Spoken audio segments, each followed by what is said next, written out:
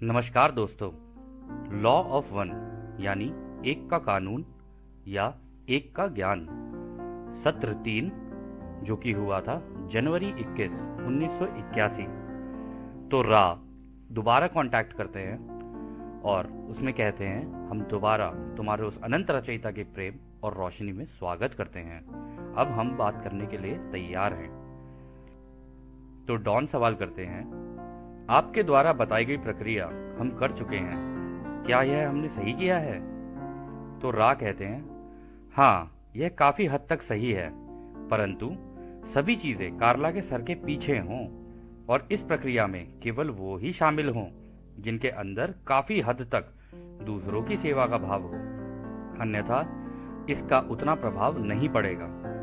हम दोबारा यह कह रहे हैं कि इस प्रक्रिया में कोई भी ऐसा व्यक्ति हिस्सा ना ले जो सभी चीजों से ऊपर उठकर दूसरों की सेवा का भाव ना रखता हो। वह किसी भी सत्र का हिस्सा ना बने, अन्यथा हम अपनी कंपन कार्ला की कंपनता के मिलाने में असमर्थ हो सकते हैं। तो डॉन कहते हैं, क्या हम बाइबल, मोमबत्ती और धूप बत्ती को इधर या उधर करें? तो रा कहते हैं, हाँ, ये ठीक रहेगा। तो फिर डॉन कहते हैं, क्या ये जगह ठीक है? तो रा कहते हैं, जरा धूप की दिशा ठीक कर दीजिए, वह 20 डिग्री उत्तर के उत्तर पूर्वी दिशा में होनी चाहिए। तो डॉन कहते हैं, क्या अब यह ठीक है? तो रा कहते हैं, अपनी आंख का इस्तेमाल करके थोड़ा और महीन तरीके से रख दीजिए, जहां अच्छा संतुलन बनेगा हम आगे बता देंगे। ये धूप इसके इंसान होने की ऊर्जा को दर्शाती है, इसलिए ये जरूरी है कि धूप का धुआं उस दिशा में जाए जहां से ऐसा देखने में लगे कि वो उसे पढ़ रही है, और उसकी दूसरी दिशा में मोमबत्ती रख दो जो रचयिता के प्रेम और रोशनी को दर्शाती है। इससे दिमाग और भावनाओं का संतुलन बना रहेगा, जिसको तुम शांति और स्वर्ग को देखना कहते हो। यह ऊर्जा नीचे से ऊपर चलती है और संतुलन बना देती है और थकान भी नहीं होने देती। दोस्तों, यहाँ पे ये जिस ऊर्जा की बात कर रहे हैं ना, वो यहाँ पर ये कह रहे हैं कि ये पैरों की तरफ से चलती है और अंदर से, हमारे अंदर बिल्कुल ऐसे जैसे जलेबी होती है ना, उसकी तरीके से घूमते घूमते घूमते घूमते निकलते हुए फिर ऊपर की तरफ जाती है, हमारे सिर की तरफ। और जब ये सिर की तरफ पहुंचती है ना, तो ऐसी ऊर्जा बनाती है कि हमारी थकान वकान सारी चीजें मिटा देती है। फिर आगे रा कहते हैं, हम तुम्हारे इस काम की प्रशंसा करते हैं, इससे हमें इस कार्य को करने में मदद मिलेगी। तो डॉन अगला सवाल करते हैं, क्या ये अब ठीक दिख रही है? हमारी सीमाओं के हिसाब से तो ये ठीक ही है। तो डॉन फिर से बोलते हैं, पिछले सत्र में हमने 2 सवाल किए थे, जो कि पिरामिड की टोपी से जुड़ा था, या कह लीजिए उसकी चोटी से जुड़ा था, और दूसरा कि आपने ये इतने बड़े बड़े पत्थर एक जगह से दूसरी जगह उठाकर कैसे रखे। हमें पता है कि ये एक के ज्ञान के आगे इसका कोई महत्व नहीं है, परंतु ये हमारा अनुमान है कि जो आप ठीक भी कर सकते हैं कि इससे पढ़ने वालों को इस किताब को समझने में आसानी होगी। हम आपके बहुत आभारी हैं इस संपर्क को स्थापित करने के लिए, और आपके सुझाव लेते रहेंगे कि आगे कैसे बढ़े। ये बस एक हमारा अनुमान था जो कि हम आपसे कहना चाहते थे। तो रा कहते हैं, हम तुम्हें दोस्त सुझाव नहीं दे सकते कि सवाल कैसे पूछे जाएं, क्योंकि ये तुम्हारी आजादी है कि एक के ज्ञान को सीखने के लिए तुम कैसे सवाल पूछोगे। यह पूरी तरह से नहीं पहचानते हैं कि तुम्हारे यहाँ की सारी सभ्यताएं कैसे सोचती हैं। हम केवल उसी बात का जवाब दे सकते हैं जो पूछी जाए, बस इतना ही बहुत है। हम उसमें नहीं घुसना चाहेंगे कि तुम्हारे यहाँ सोच में विभाजन कितना है, इसलिए हम सामान्य ज्ञान ही बता सकते हैं। पहला सवाल पिरामिड के ऊपर की टोपी का है, जो तुमने हमसे पूछा है। हम दोहराते हैं कि इसका कोई महत्व नहीं है, परंतु फिर भी तुम जानना चाहते हो तो हम बताते हैं। जिसको तुम महान पिरामिड बोलते हो, उसके ऊपर 2 टोपियां हुआ करती थी।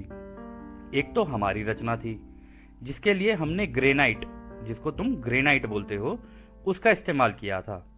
यह हमने इसलिए इस्तेमाल की थी क्योंकि इसके जो गुण है ना, वो कांच के जैसे थे, ताकि ये वातावरण के प्रवाह के लिए एक चिमनी का काम कर सके।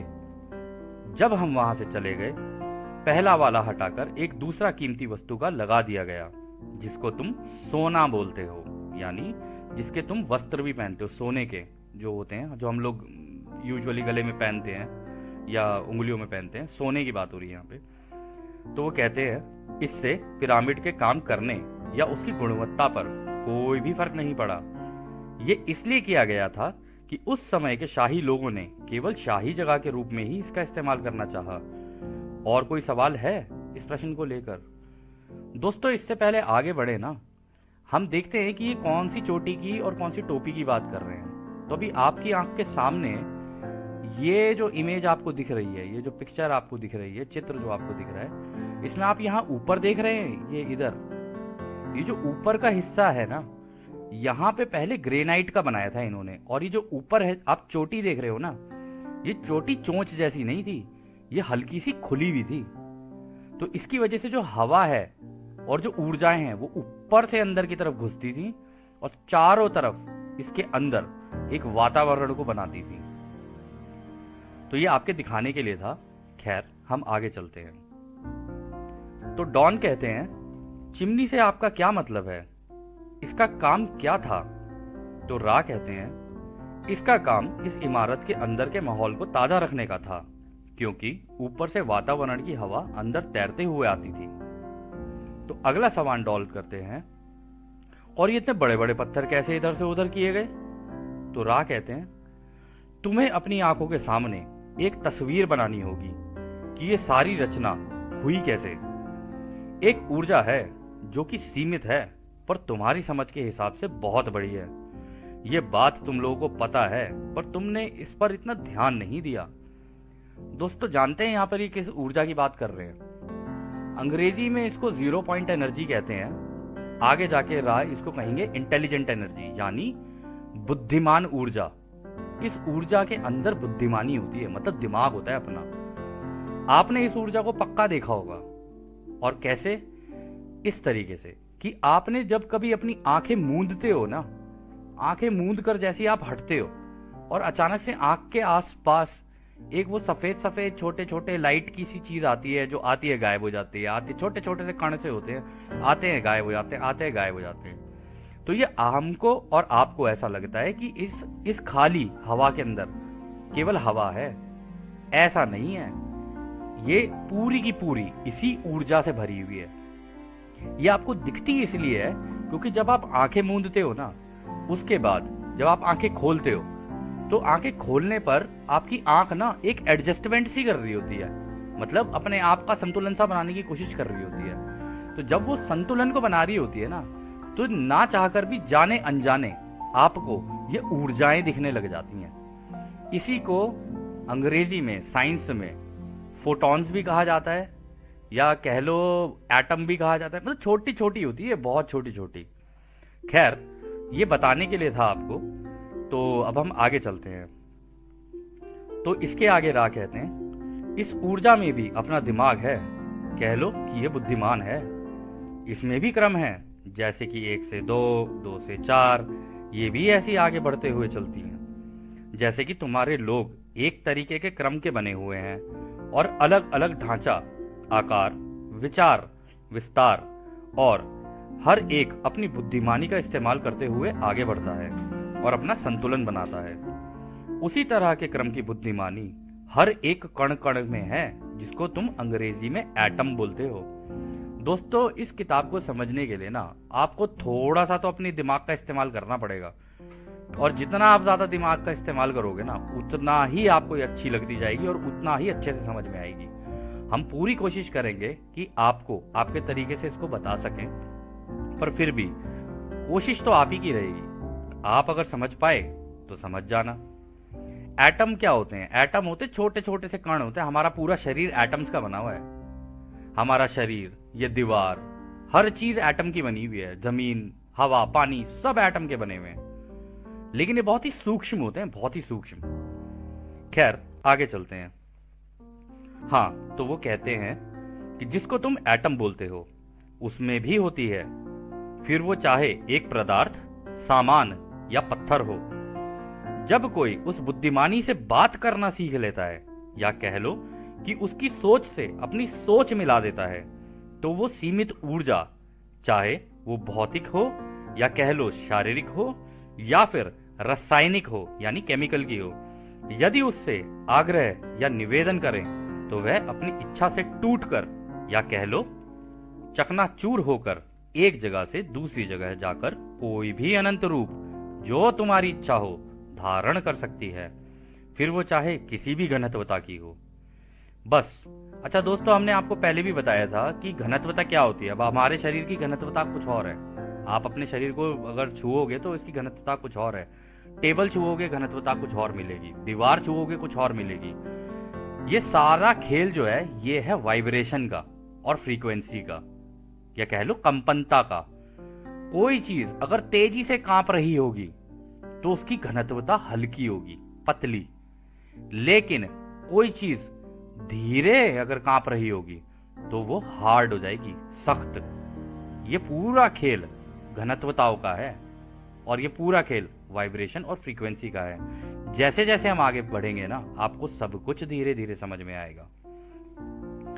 तो वो कहते हैं बस ये संबंध बनाकर आग्रह करना होता है और अपनी इच्छा व्यक्त करनी होती है। इसी को अनंतता कहा जाता है, क्योंकि इससे कुछ भी हो सकता है।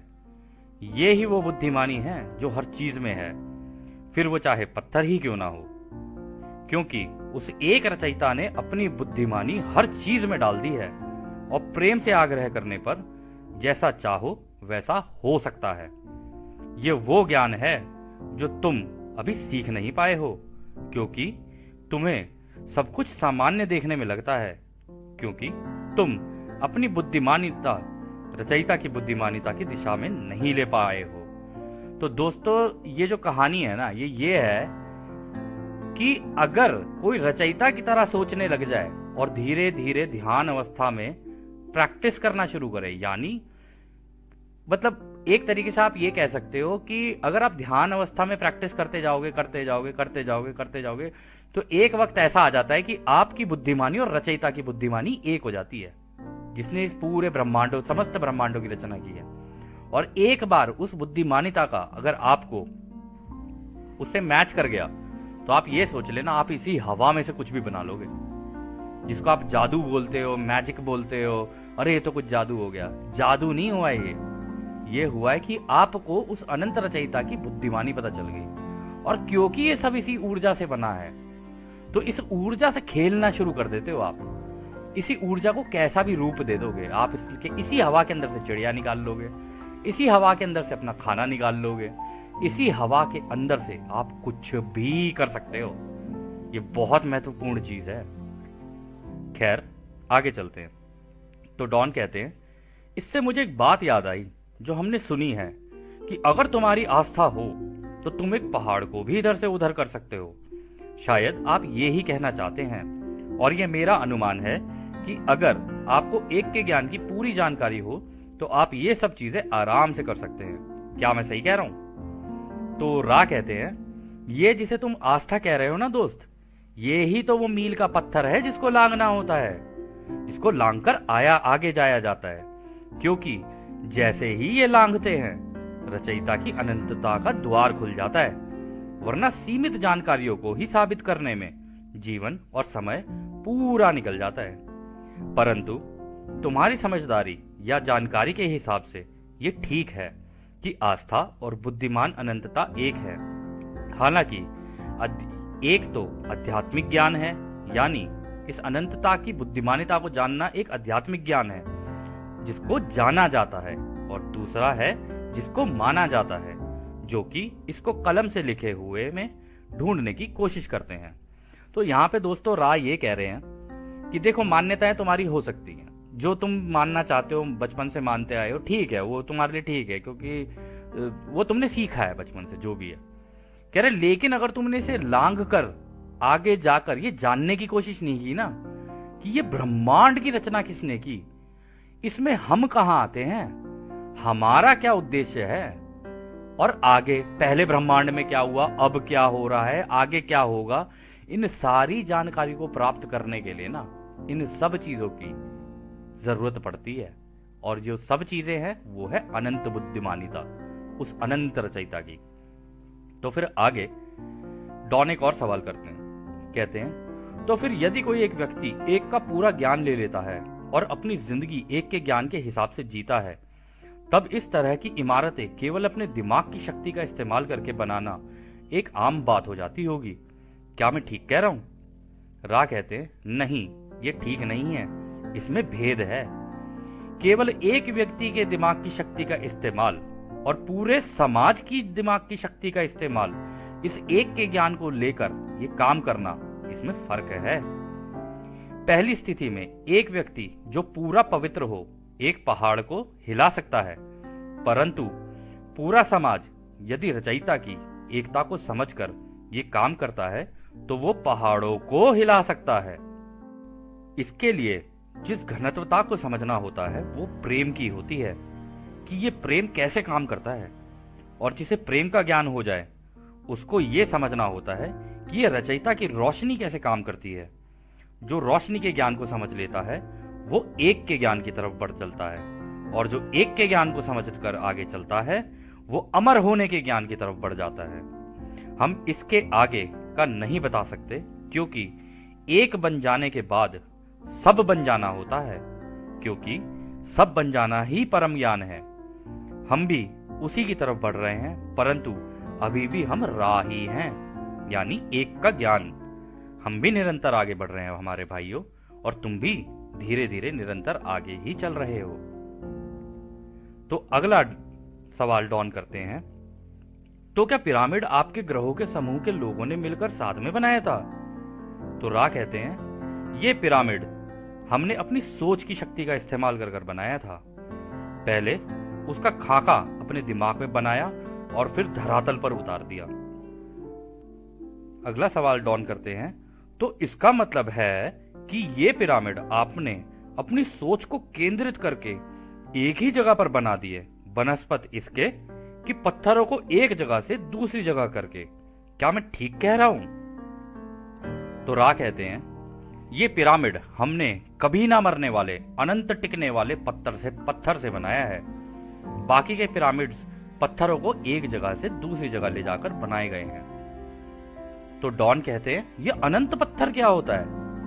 तो रा कहते हैं अगर तुम विचार के आकार के सिद्धांत को समझ जाओ तो तुम्हें पता चलेगा कि वो केवल एक नियमित आकार है, ना कि ऊर्जा की तरंगे जो कि हर चीज में होती हैं, चाहे वो एक पत्थर ही क्यों ना हो। यदि तुम ऊर्जा की तरंगों को अपनी सोच से एक जगह एकत्रित करके एक आकार दे दो तो वो एक रूप ले लेती हैं, और अगर उस रूप की ऊर्जा से निवेदन करो तो वो रूप वह पत्थर अपने आप अपनी मर्जी से ले लेता है। क्या हम इसको और आसान तरीके से बताएं? तो डॉन कहते हैं हाँ, यह हमारे लिए समझना मुश्किल हो रहा है, पर मैं सोच रहा था कि इसका मतलब है ये पिरामिड काफी सारे चौकोर पत्थरों को एक जगह एकत्रित करके बनाया गया है, ना कि एक ही पत्थर से एक ही बार में एक जगह बनाया गया है। तो रा कहते हैं दोस्त, हम तुम्हें पहले ही ये बताना चाहेंगे कि एक के ज्ञान का सबसे बड़ा हिस्सा उलझन का ज्ञान है। इसको तुम कुछ भी करने की आजादी भी बोलते हो। हम एक दिमाग, शरीर और आत्मा का संतुलन का इलाज करने वाली मशीन बनाना चाहते थे, जो कि जितना हो सके कारगर काम करे। हालांकि हम नहीं चाहते थे कि ये लोगों को रहस्यमयी लगने लगे और वो हमारी पूजा करने लगे कि वह क्या चमत्कारी इमारत है, इसलिए ये बनाई हुई लगती है, ना कि एक सोच। तो दोस्तों, आप में से काफी लोग सोच रहे होंगे कि यार सोच से कैसे बना दिया भाई, कौन से कलाकार हैं, कौन सी दुनिया के हैं कि सोच से बना दिया। तो दोस्तों, आपको ना इसको समझने के लिए अपने दिमाग में एक चीज सोचनी होगी, एक चित्र सा अपने दिमाग के अंदर चलाना, अगर आपको समझना है तो। देखो इन्होंने क्या किया, इनको ये समझ में आ गया कि रचयिता ने रचना कैसे की है, और इस पूरे ब्रह्मांड में सबको यही सीखना होता है कि रचयिता ने जो ये रचना की है हम कैसे कर सकते हैं, और ये इस पथ पर आगे चलते चलते सीख गए। तो इन्होंने क्या किया, इनको पता चल गया कि हर चीज में ऊर्जा है, और ऊर्जा के अंदर होती हैं तरंगे। इसको आप इंग्लिश में ना, एक अंग्रेजी में अगर आप देखोगे तो अंग्रेजी में इसको स्ट्रिंग थ्योरी भी बोलते हैं, कि जितने भी चाहे आप किसी भी कण के अंदर ही अंदर घुसते चले जाओगे ना, तो अंत में जाके ना आपको वहां पे ऊर्जा, कांपती हुई ऊर्जाएं दिखेंगी। ऐसा लगता है जैसे करंट नहीं होता ज़्ज़ करके कांप रहा हो, उसके अंदर बिल्कुल करंट कांप रहा होता है। और आपका ये जो पूरा शरीर बना हुआ है ना, आपको जो दिमाग बना हुआ है, ये पूरा आपको लगता है ये तो ठोस शरीर है मेरा, अरे छोड़ो ना यार क्या हो गया। इसके अंदर एक एक कण के अंदर ये इस तरीके की करंट चल रहा है इस वक्त ज़्ज़ करके। इसलिए आपके साथ कभी होता भी होगा, आपने कोई चीज टच की है, कट करके एकदम से करंट लगता है हाथ में और चीख निकल जाती है, उई माँ। तो वो जो चीख निकलती है ना, वो इसी वजह से निकलती है क्योंकि आप भी करंट और सामने वाला ऑपोजिट करंट हुआ, एकदम से टच करते एकदम से करंट लगता है। तो उसी की यहां पर ये बात हो रही है।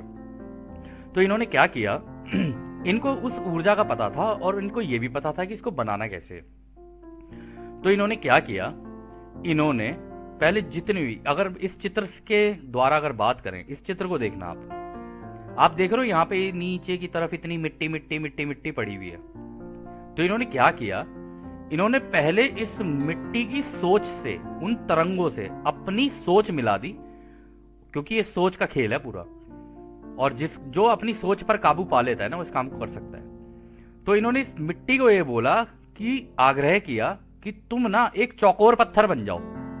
तो वो एक चौकोर सा पत्थर बन गई, मतलब बिल्कुल ऐसे, जैसे अगर इस पे ऐसे करे ना, ये चौकोर सा कर दे, ओहो हो नहीं पा रहा है, लेकिन चौकोर कर दो आप इसे, बिल्कुल ऐसे चौकोर कर दो, इधर से इधर, इधर से इधर। अब उसको चौकोर करने के बाद इनके दिमाग में जो चित्र था, मतलब ये पिरामिड का जो चित्र था, इसके अंदर की सारी चीजें, मतलब अंदर का जो कमरा कहाँ होगा, इसके अंदर हवा कहाँ से घुसेगी, खिड़कियां कहाँ लगेंगी, ये वो सारी चीजों का चित्र अपने दिमाग में बनाया और आग्रह किया इस पत्थर से, उसकी ऊर्जा से, कि ये जो चित्र हमारे दिमाग में है ना, तुम इसका रूप ले लो।